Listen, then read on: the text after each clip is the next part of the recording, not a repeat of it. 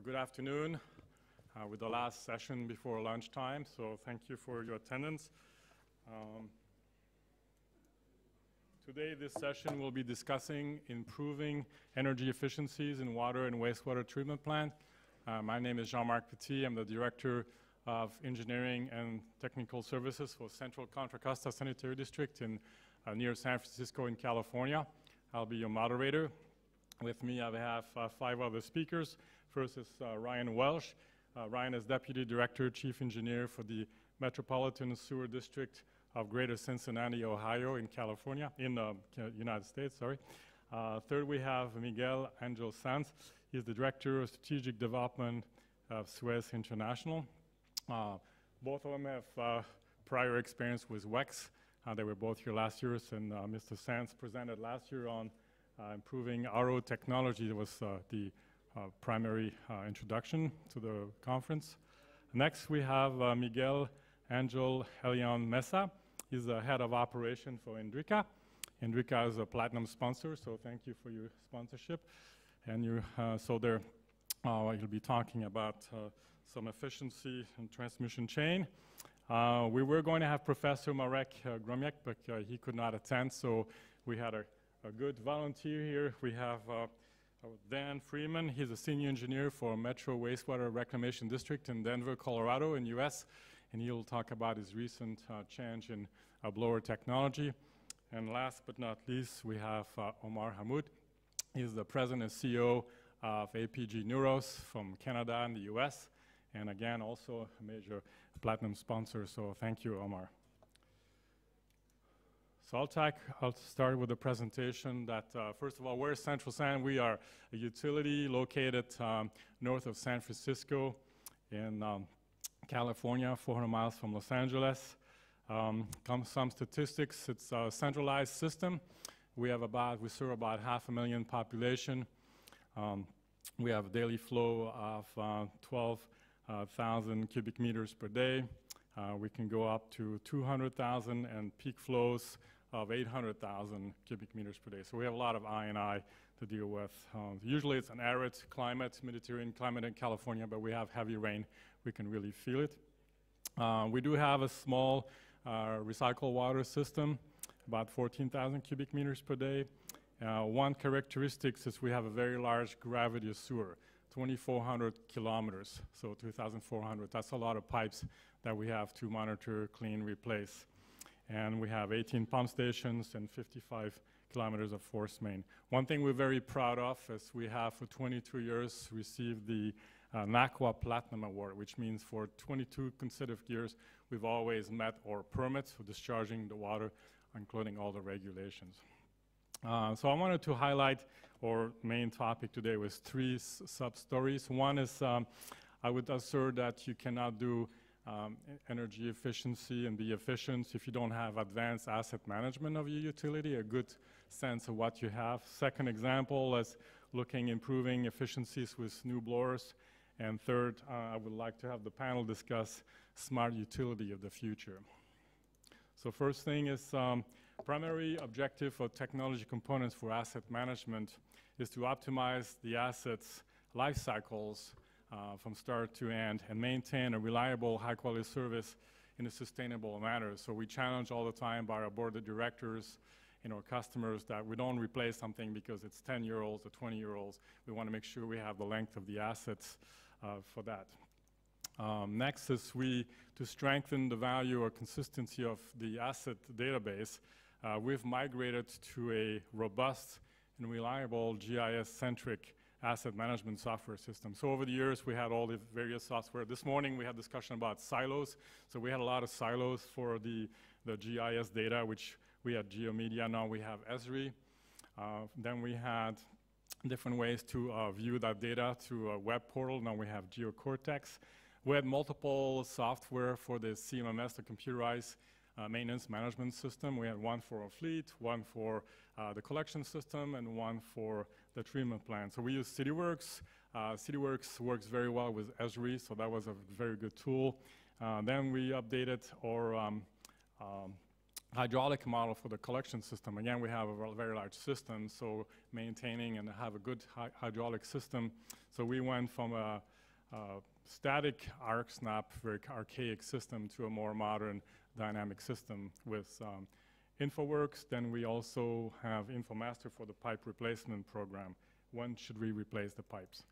So this is the more pictorial view of how the software, we're talking about silos this morning again.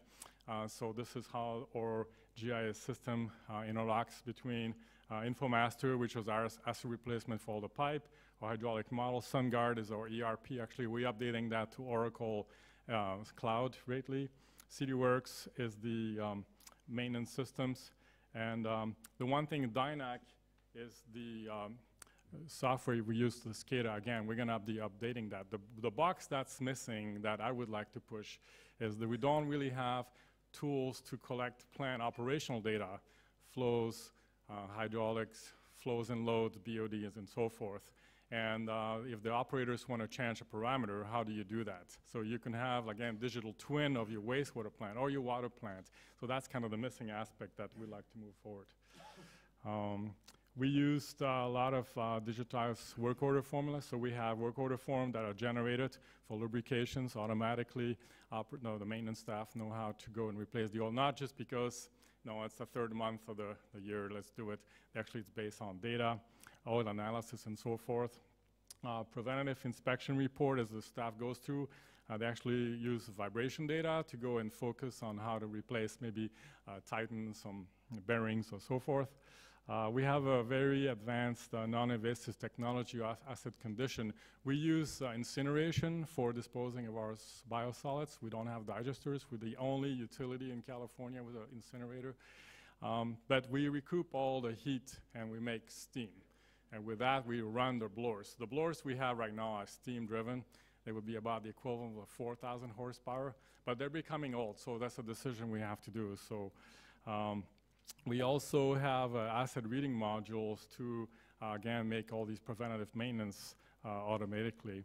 And then we have a very sophisticated part management tool. Before we do a maintenance, we can run the parts we need before we proceed to maintenance, and then automatically reorders the parts that are being used for the next cycle. So second topic quickly is blowers. We have a project for the plant where we have to take down the steam blowers. So we're looking, what do? We have temporary steam, do we do electric, do we have gas driven? And then we also have to inspect all our aeration pipes. So we were looking at what to do. So one of the options was to have temporary steam blowers, but that's very complicated for that. One is to look at natural gas blowers. We're working with Neuros on that, or have new electric-driven blowers.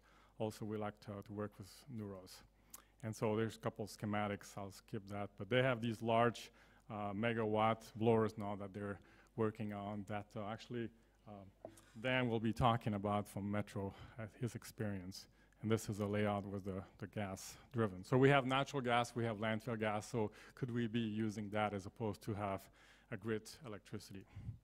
One of the things you all face if you have all these changes, make sure your staff follows along and agrees to that. If it's just top down, we will do this, it probably won't work. So you really need to have staff anxiety and input and discussion with them.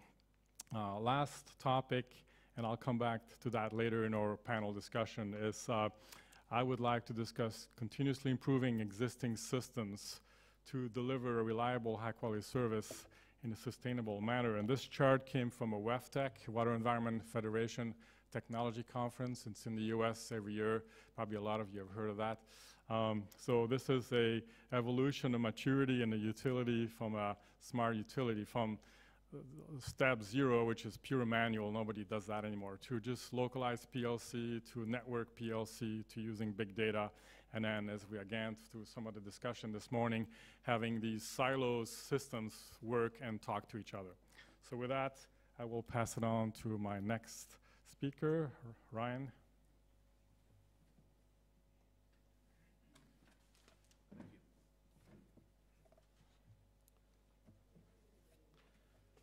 Hi, my name is Ryan Welsh. I'm with the City of Cincinnati Metropolitan Sewer District. I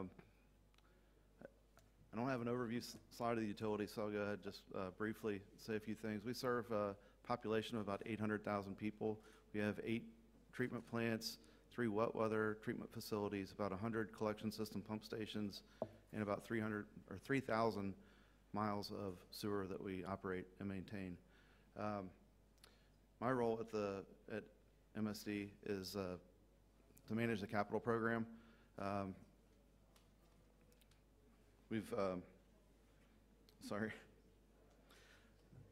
Currently we have, we spend about $200 million a year. Over the last 10 years, we spent $1.1 billion in 2006 dollars, complying with our consent decree. We've just completed phase 1, a 10-year phase, and we're under negotiations, or we're currently negotiating with federal regulators to agree upon the projects for the second 10 years. So within that $200 million a year, most of those projects will be prescribed by what we negotiate, and then the smaller portion, about probably $70 million a year, will be asset management, and we use a sophisticated asset management system similar to what Jean-Marc described to prioritize those projects. So what I wanted to present today is really it's not necessarily related to our current operations, but it's about a city initiative for solar power and how I foresee that impacting our utility. So recently, within the last few months, the mayor of Cincinnati has signed an agreement to purchase power for the next 20 years. The city will be, basically they signed an agreement to build a solar array outside the city with a total capacity of 100 megawatts. The city will must purchase 35 megawatts, and then we're facilitating the purchase through for our citizens to be able to purchase power for the additional 65 megawatt. It's a 20-year agreement. It'll start next year. Initially, the cost to us will be $42 per megawatt hour, or 4.2 cents per kilowatt hour. Once we get the additional 65 megawatts under contract, that price will go down to $38 per megawatt hour, and it will be operational next year. I think this is an example.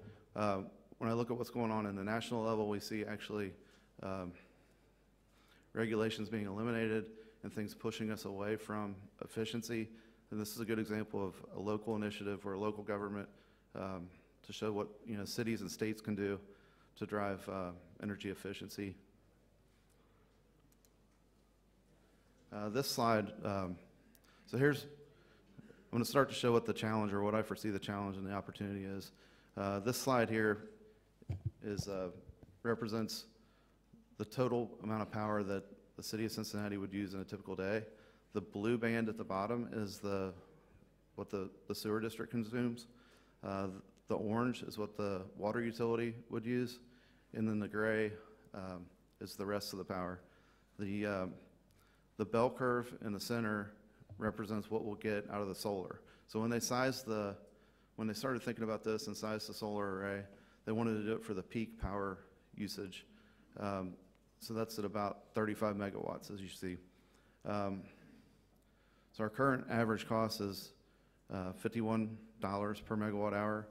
That's inclusive of all the transmission and distribution costs in addition to generation. With the solar agreement, I think it's $42 per megawatt hour.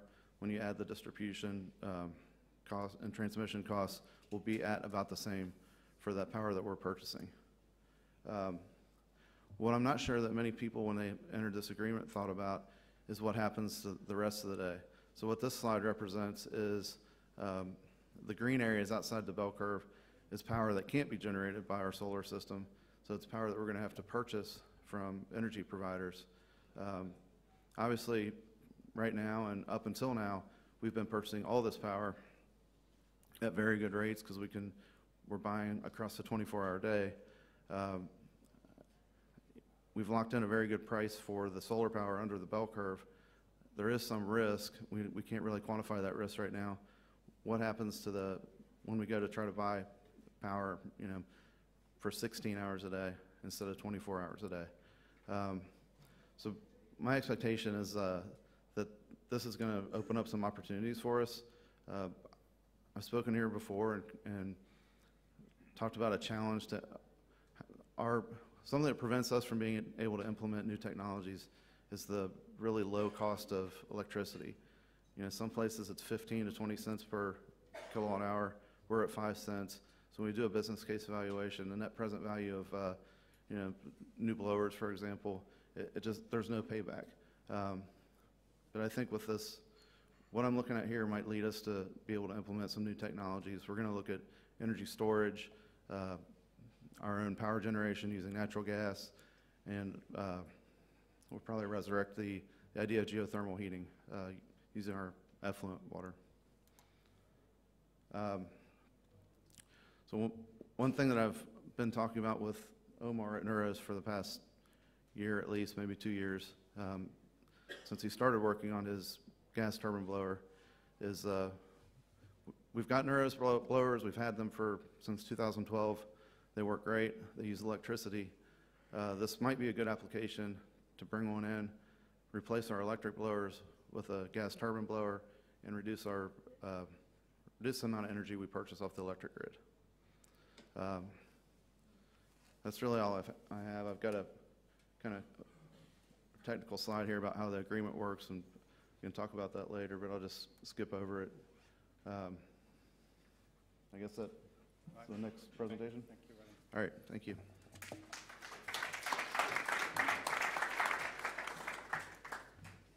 So next, we have Mr. Sanz from Suez that will give a presentation on energy efficiency in the wastewater plant, feedback from operating plants.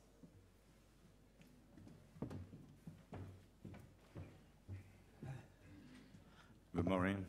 Thank you for the introduction. I think last year I was talking about desalination. This year I decided just to talk in the energy efficiency in a different point of view. I am going to talk about what is happening in the wastewater treatment plant. It's something special. I work in a company. We are 90,000 people worldwide, but we are operating around 4,000 water plants worldwide. I think the country who has more plants is France, where we are operating over 1,000 wastewater treatment plants. So we did something with a good detailed study, how is the energy efficiency in this wastewater treatment plant. So that's, I have the presenting now, what is the result of this study. So first, the energy is one of the best components in the bill of the water, in the wastewater.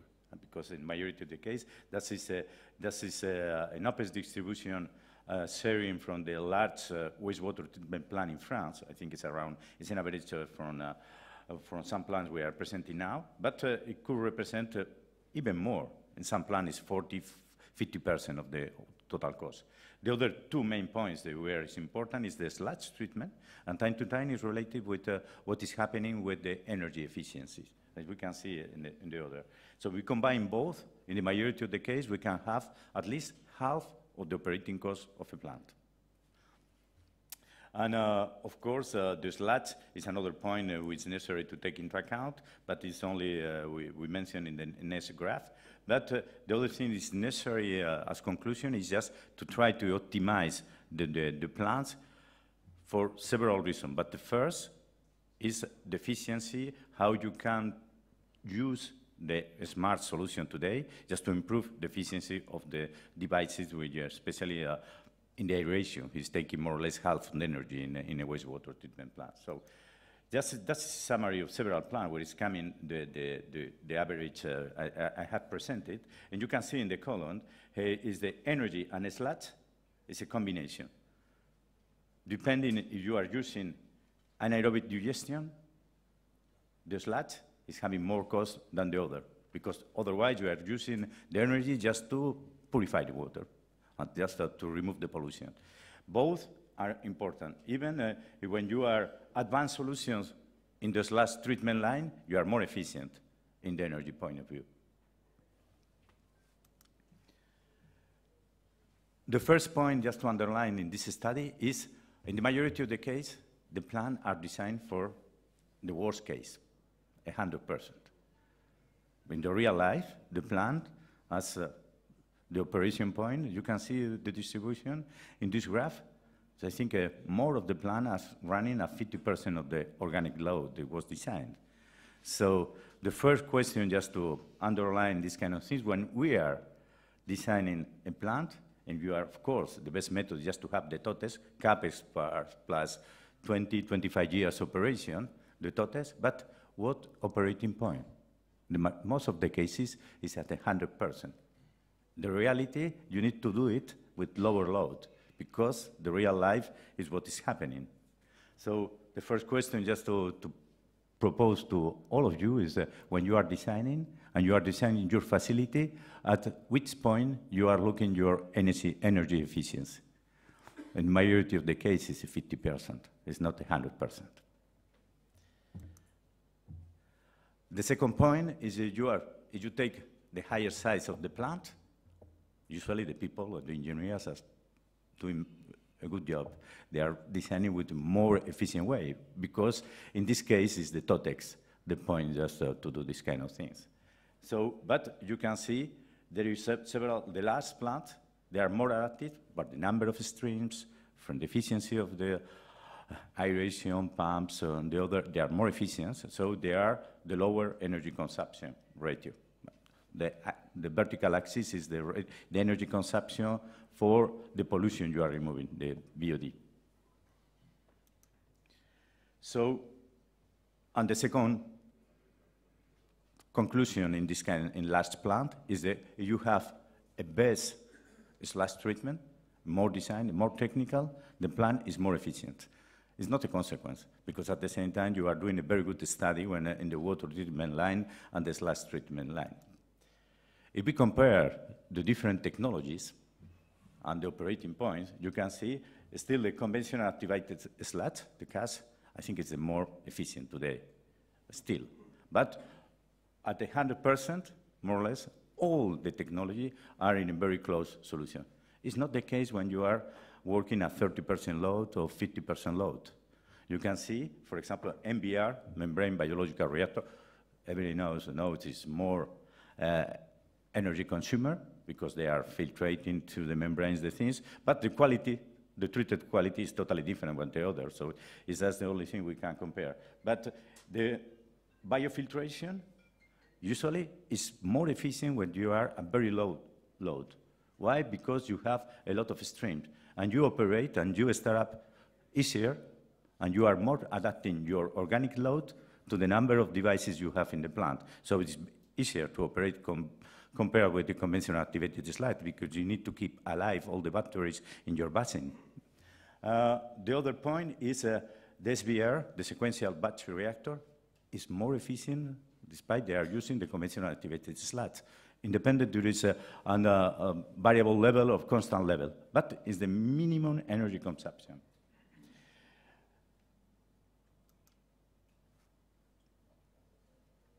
So the only thing I can say, if you spend more energy, that's in the case of membranes, is because you are treating better the water. The other is, that is different. Depending on the number of streams, depending on technology you are using, you could be more adapted to energy consumption. If we are doing a focus in the other technology who has a fixed film solution, MBBR, moving bed biological reactor, of IFAS, integrated fixed film activated sludge, you can see the MBBR is spending more energy even than membranes, the MBR. Why? Because you need to keep alive all the carrier mixing just to blend with the water with the sludge. Despite it, the IFAS, where you have the same carrier, they are fixed, they are consuming less energy even than the conventional activated sludge.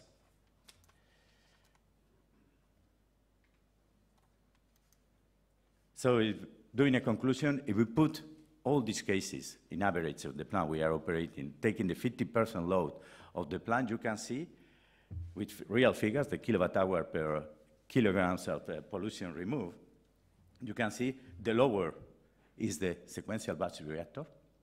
It's 2.5 compared with the conventional activity sludge between 3.1, 3.3, depending if you are in extended aeration or medium load. But biofiltration is closer because you adapt your pollution and the number of devices you are using. And the other, the IFAS MBR or MBBR, they have even the double of consumption compared with the conventional activated slats. That is all. Thank you. Thank you.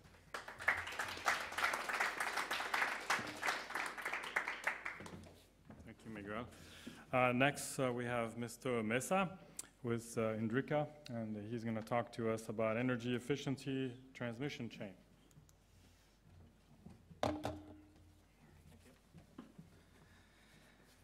Okay, thank you very much for being here and welcome to Valencia. If you maybe you know that Idrica's headquarters in Valencia, so welcome. I want to bring here a couple of questions, maybe a couple of topics to talk about maybe later, I don't know. The first topic I want to bring here is why companies are looking for energy efficiency. Traditionally, the engineers that were in direct contact with the process are the ones that notice that something's going wrong or that there's something that they can improve, and they push this matter to the managers and then to the board of directors. And if the solution or the investment that they have to do is cost effective, they get the green light. But now we know that we are living different times, that society is very concerned and worried about global warming, climate change. So now, in fact, there's the society or the customers, the ones that are pushing directly to the board of directors in order to improve the energy efficiency of the process of the companies.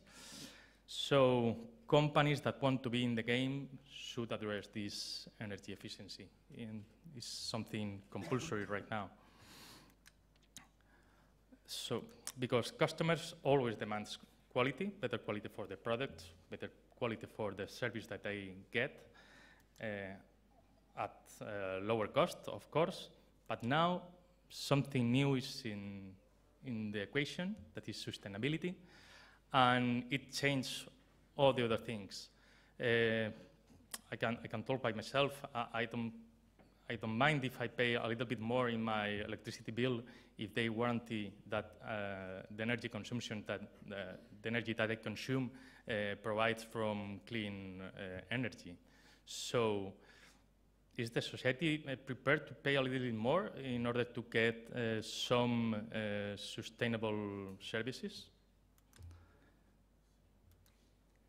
I can talk about two examples. For instance, a whole sector like civil aviation has in their strategy by this year carbon emission neutral growth, and they base this strategy in three basic pillars that are the use of sustainable fuels to improve their operations and to adapt better technology into their aircraft. But we are talking about water, so let me talk about Emibasa. This is the water utility that provides drinking water here into the city of Valencia. They have a master plan to improve the quality of the water, and they are going to adapt to their drinking water treatment plants new processes like advanced oxidation process or ultrafiltration or river osmosis. So they have to, you can guess that the energy consumption is going to increase quite a lot. So they have also a master plan to balance this carbon emission.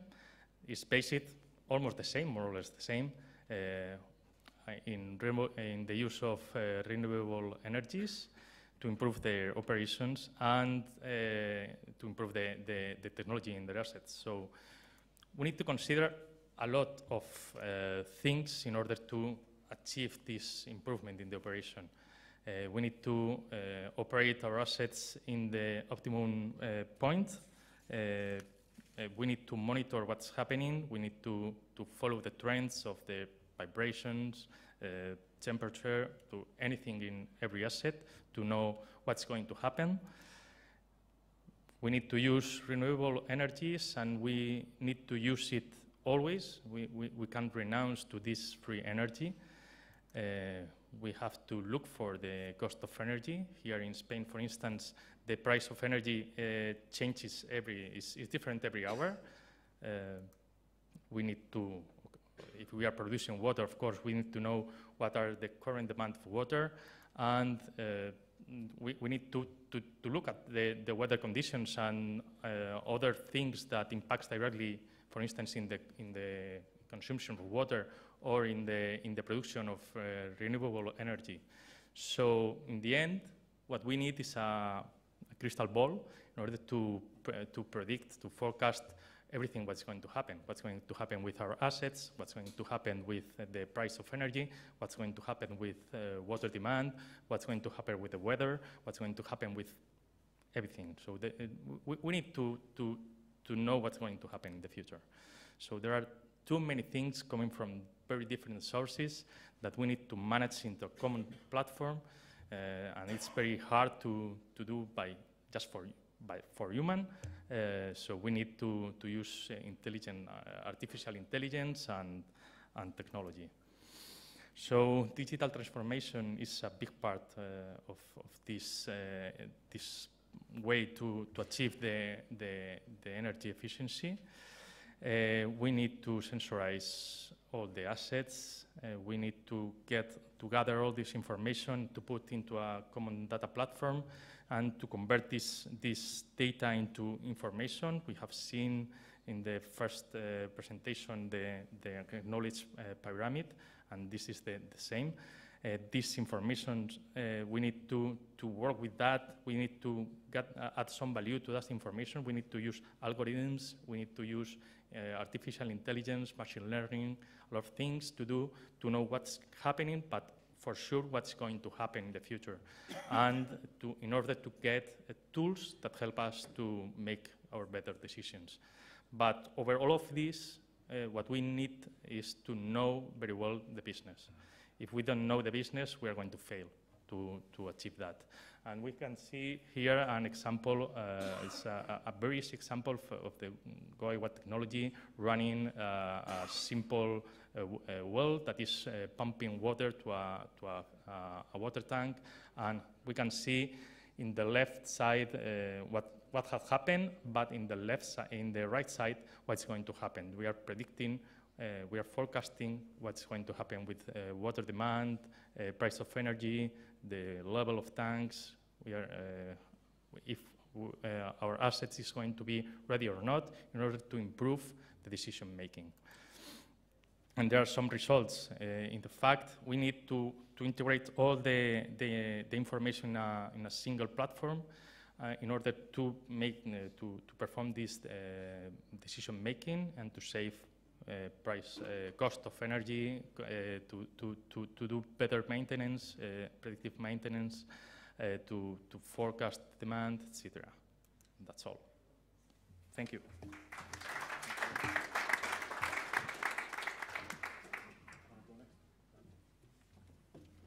Next, we have Mr. Omar Hammoud. He's the president and CEO of APG Neuros. So, Omar, I'll let you have this podium. Thank you.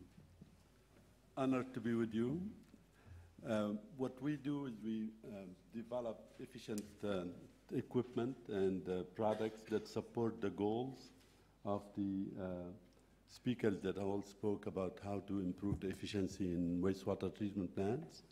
I'll go through some of the background of our company. We started the company in 2005, and we have grown from 1 employee in 2005 to over 80 employees.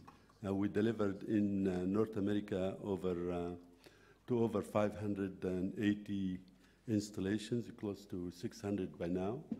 And we also delivered in the Middle East and in Europe. And what we focus on is the efficient equipment that reduces the power consumption and also improves the recovery of in the treatment plant of the recovery of resources, so we can use it productively. That's what we've been focusing on. So in the example that Ryan mentioned, we have developed efficient product that uses natural gas or biogas. Now, for some of you that are familiar with blowers, you probably know them mostly as electric products. Jean-Marc mentioned the steam turbine blower that runs on steam that's generated by heat that's recovered from the incinerator. And what we have done is we looked at the production of biogas. I sat in think tank groups and panels among you and in separate sessions in WAFTEC and in the UK, where everybody was wondering, how do we get to net zero energy plant? And my background is in gas turbines from airplanes and helicopters and power generation. That's where I spent 25 years developing these technologies. So went back to work and said, what if we take the source of energy, which is either a biogas, treated biogas, methane, or natural gas, and burn it and direct drive the blower instead of generating electricity and then feeding electricity into the blower. Just the aspect of generating electricity, you lose 9% on the thermal energy. Using the electricity in electrical equipment, you lose around 12 to 14%. That's if you're using efficient electrical components. If you're using inefficient, it could be 15 to 20%. So the net saving just by switching to direct driving from the thermal source is you're looking at 22% energy saving. If we're looking at sustainability and climate goal, that's already 22% we can accomplish by not wasting that thermal unit, the kilowatt or the BTU. Then we go back and we look at the cost of natural gas, compare a thermal unit coming from natural gas compared to coming from the electric grid. And that has, in most places, between 20 and 22% lower cost. When you combine the two together, that's where you get the energy, and I will show you in a minute. Then we looked at the large category blowers. All what you have today are very big iron belt type blowers that have been in existence since 1940s, 1950s, and not much has changed since. So we went to other industries, went to the railways, subways, transit systems, and we looked at what do they use for large motors, what do they use for large power electronics. And we found that they use high efficient electric motors, high speed motors, permanent magnet single motor, and they have solved the question of being able to drive large locomotives and at high speed. So we borrowed this technology and then we worked with the City of Denver. In fact, the City of Denver, Dan Freedman is from Metro Denver. They were the ones that asked us what large unit, what largest size unit you can make. So we developed and delivered a 1,400 horsepower single core unit that the City of Denver were very proud to be associated with the City of Denver that they installed in their facility and they are operating now. So we solved two questions. One on direct drive to go straight to use the energy unit in delivering the blower, and then we solved the question also of getting to that large size which was not available anywhere in the world. Now, this is in addition to our, of course, existing product line. We make high-efficiency turboblowers from 30 horsepower all the way to 500 horsepower single core. So now we covered the range where we can have delivery of high-efficiency equipment from 30 horsepower all the way to 1,400 horsepower single core.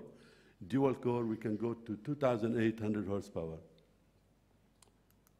So now, what we combined with our inventions and working hard on efficiency is that we went after energy recovery. We combined it with high-efficiency equipment. It's the highest efficiency you can find anywhere in the industry. And then we did process optimization. We hired actually individuals from our customers that are now our own energy managers and energy audit managers that go to visit facilities, and they look at the practices, and they help our customers solve issues with the process and using the equipment. So including optimization in the process, whether it's the aeration or even going into the process treatment requirements, combined with the equipment and efficiency to have a complete cycle of optimization. Then we made the product smart connected. So any installation, like with the unit at the city of Denver in Colorado, from our laptops or iPad, we can view the operation of the unit. We can make even adjustments. We can fine tune, and we can troubleshoot if there's any issues. We can do it remotely. So we made it smart connected, which feeds into what Miguel was discussing about, how do you get all this information and combine it into the big data, that digital twin, and integrate it into the complete system. So this is our contribution into improving the overall efficiency. So just give you an example. If you look at the right, that's the turbo blower, the 1400 horsepower or 1350 horsepower. And what you're looking at is actually proportional. So the unit before is what the type of unit it replaces, and the footprint that you're looking at it is proportional. So the unit, the large unit, compared to the size of, in the same equivalent size unit, will be about 4 times more. So you reduce about 60 to 70% of the footprint. And that's the installation that you see in Denver. And we reduce the energy consumption. Now, when you're looking at the very large units, and especially if they're built with the single stage impellers, it's a type of high efficiency wheel that delivers the air. It's, you have to make a good design to be able to reduce the energy consumption. And that's what we accomplished with the large electric blower. So now when we go to the gas turbine blower, I mentioned to you before, when you're looking at using natural gas compared to our own high efficiency equipment, you can be looking at 40 to 45% operating cost savings. So if you have a plant today and you have the blowers are using 30 or 40% of your power consumption, and if we work with you and reduce that by 40%, this gives you a net of around probably 15% to 20% operating cost savings. And what we did is we in fact worked with some utilities where we do like energy performance contract where we get paid from the savings. We provide the equipment as equipment that we can continue to own for multiple years, and then we don't require initial capital cost. And we do the engineering, we help with the design and the installation and commissioning. So that's the concept. Now, if you're looking at biogas, and if you are flaring that biogas, your savings can be in the 70 to 80%. It's hard to believe, but if if that thermal unit is going in the air and warming up the atmosphere and causing problems to all my colleagues, we can take care of it. We can make it to a good use, and we can help you save your operating costs. So that's when we look at the use of natural gas or biogas compared to our own equipment. If you have old equipment, the savings naturally will be higher. So this is the gas turbine blower that Ryan mentioned in his earlier presentation, and also Jean-Marc mentioned as one of the options they're looking at to install in the facility. It is now in test, and we're looking at delivering the first 2 units this summer to one of our customers in California, and also to Ryan when we are ready with the plan for the city of Cincinnati. And if Jean-Marc, in the end, they decide also to use natural gas instead of electricity. But we're all, very eager to work with you to present you this technology and how it can help you accomplish your goals for sustainability. So we also can provide that unit as a generator set, but that's in the phase 2. Our first aim is to deliver it in a complete product that does the function of delivering the air, using the available thermal unit directly in in the combustion and delivering the energy saving. So what we looked at is in addition to the efficiency equipment that we provide, we also help our customers to get into the digital age, into the big data, into the smart monitoring, and smart equipment. And that's with the implementation of software in every unit or in multiple units when we deliver, where the unit is self-monitored in terms of for reliability aspects. It gives you data that internally it can use to make adjustments, and also gives you that data so you can monitor it through the data acquisition system and make plans for preventive maintenance. We don't have in any of our equipment scheduled maintenance.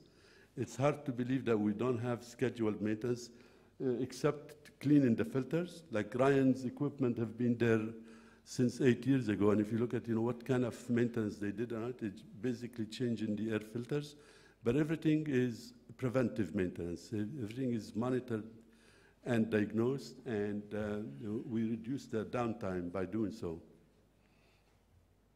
In the future, we're looking at also implementing model predictive control. So model predictive control is a subset of artificial intelligence.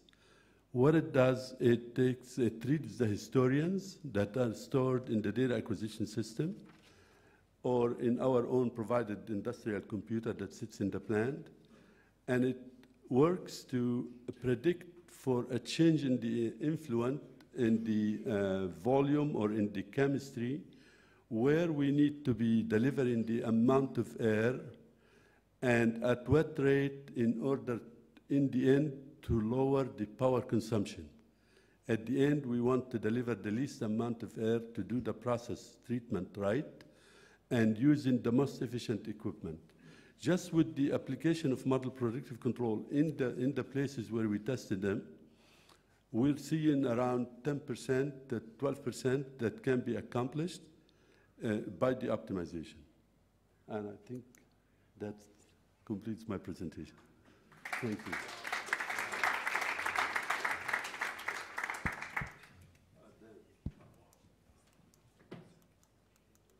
Can we go back a little? I need Dan. I want to go back. Yes. Can we go back on the PowerPoint, please?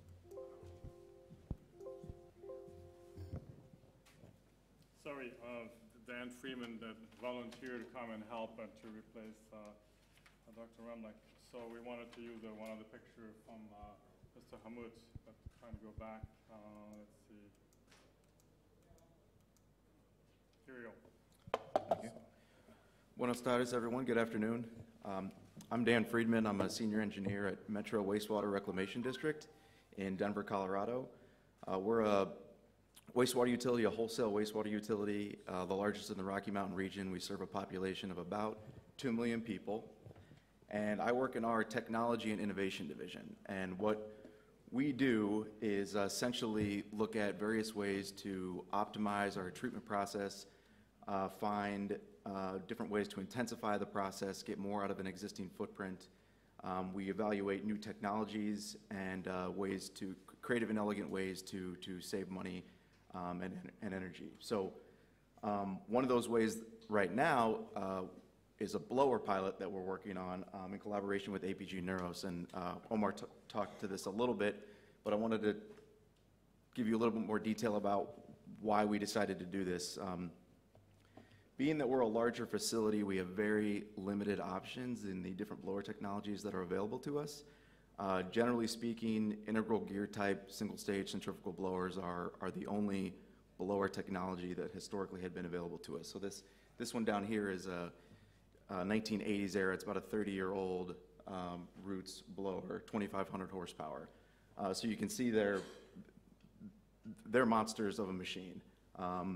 Very large, high voltage motor with a lube oil system, very maintenance intensive, and we were interested in preparing to replace these machines if there's another technology out there that could potentially save us some energy. Then 2 years ago, fortunately, we had a failure. And I know most people, when they have equipment failures, they're not fortuitous. But in this case, it presented this opportunity for us to replace an aging asset that really wasn't needed for capacity. Gave us this opportunity to test a new technology. So this failure, in our case, was fortuitous because of the timing of it with ABG Neuros developing this 1 megawatt unit. The 1 megawatt unit is the largest blower that they've developed, and this is the first one deployed. It's the 1350 is a horsepower rating, essentially. In terms of airflow, it gets maybe 60% of the air that this one does, but as I said, our system's oversized. We don't necessarily need that much capacity, so again, it kind of fit into our overall aeration system quite well. Last month, we started this blower up. Things have been going fairly well, and in the next several months, we're going to be collecting a lot of performance data on this blower, including power, and we're going to do a business case evaluation to determine whether or not this will be a viable option for us in the future. So we're very optimistic, and as we get into the discussion, I could be happy to answer questions about details and such. Thank you, Dan. Appreciate it. So with that, how much time do we have? 10 minutes? 7 minutes. 7 minutes? Okay, let's be precise. Thank you. So I'll turn the questions to the audience, and if we don't have too many questions, I'll go back to the panel. So does anyone have a question for the panelists? Bijou. My question is to one of the utility panel members, because when it comes to energy, there are three ways utilities will manage that. One is minimize the use of it and then maximize the production, and third is find the right price to buy it. If from your experience, how you manage those three in your utility, that would be great. One of you or a couple of you. I can start and pass it on. So in our case, we actually have a quite complex energy solutions or footprint at Central San. We obviously have utility power from Pacific Gas and Electric, but because we have incineration, we actually recoup the heat from the stacks and make steam to drive the blowers. I mentioned that. We also have a natural gas cogeneration. We don't have biogas, so that's something we could look at in the future, or using fog, fog oil and grease. And we have also, we make power from the cogen.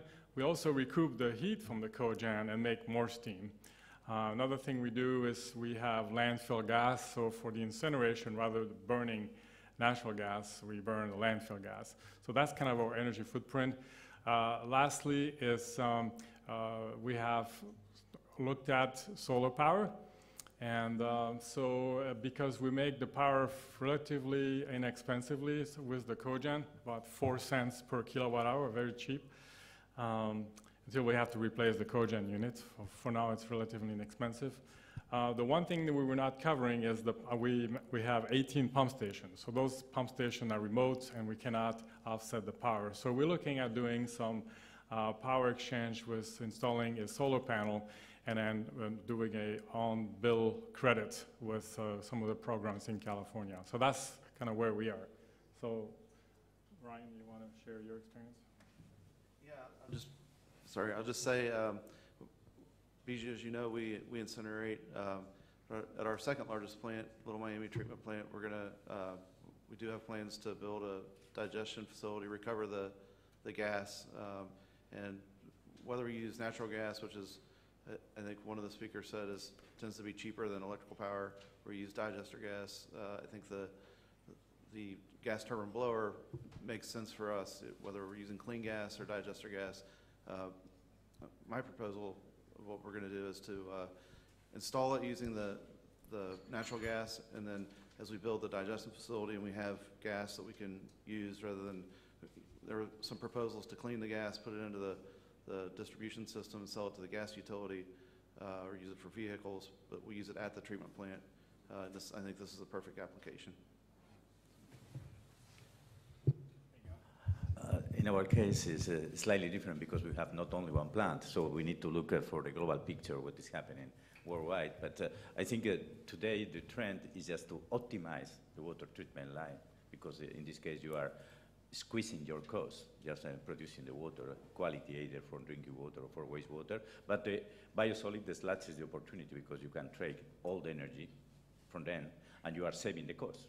And one of the actual trends is just in the majority of the cases, even in a small plant, just to try to do anaerobic digestion, either to use the biogas just to produce energy, or using the biogas, treating the biogas, and using the municipal services by cars and the other. I think tomorrow we'll have a panel just discussing these kind of things, but it's one of the trends today. In any case, incineration is an opportunity when you have also the opportunity just to have the heat into the city, but now most of the case in the trend just to use biogas. Yes, I agree quite a lot with Miguel Ángel. The things we are incorporating clean energies to the treatment plants, and the production of with anaerobic digestion for gases that we can use to generate power is one of the things that's trendy. And here in the Pinedo wastewater treatment plant here, they use that, for instance. Yeah. At our facility for the last 35 years, we've been doing combined heat and power cogeneration with the biogas from our anaerobic digesters. 35 years, though, is a long time with engines. I mean, the technology's come a long way, so we're currently evaluating potentially installing more efficient turbines or engines. But we also have an initiative to reduce our greenhouse gas emissions. So going away from combustion entirely is something we're considering as well. In Colorado, there's legislation that's going to be introduced this year that will require energy utilities to have a certain proportion of their portfolio made up of renewables. And with us being such a large producer of a renewable source of energy, our biogas, we may actually clean it and inject it into a pipeline, so and go away from cogeneration entirely.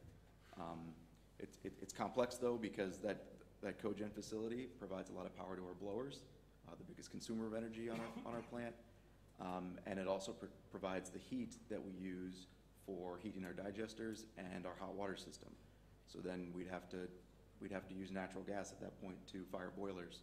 So it's a complex issue for us, but something that we're thinking a lot about and doing an evaluation on now. I'm showing like a 1-minute sign. So Omar, you want to close with a statement?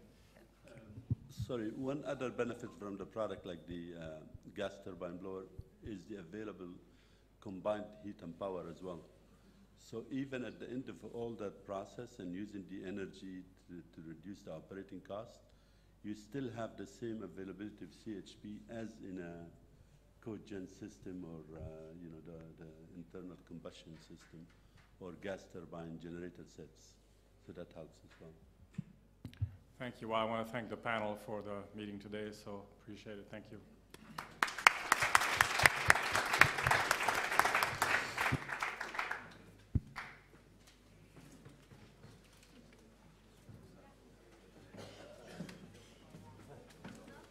Mm-hmm.